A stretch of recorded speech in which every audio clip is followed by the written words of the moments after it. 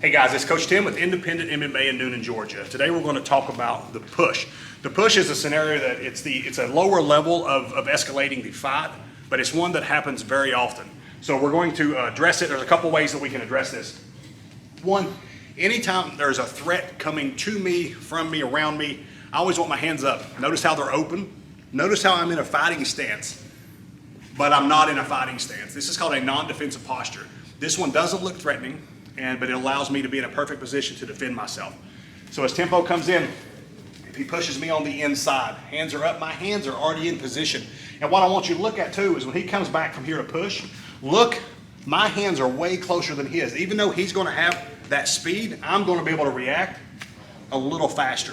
So the first thing I wanna do, I don't have to be stronger than him, I just have to redirect him. So we're going to go over two different push defenses.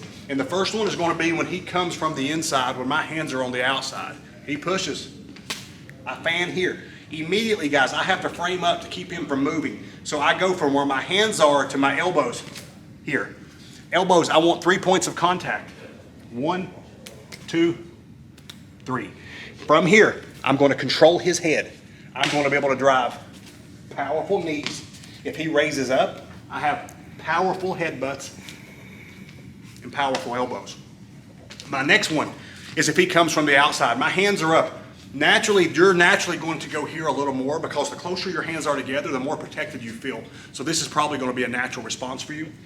So when he comes in a push, he's probably going to go on the outside of my shoulders. So from here, I'm still 1 split second faster than him. And I'll go immediately, same thing. 1, 2, 3.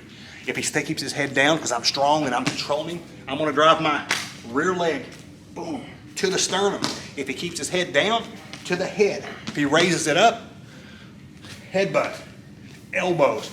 There's a lot of options from a push defense. But one thing I want you to remember, hands up, non-defensive posture, I'm not a threat.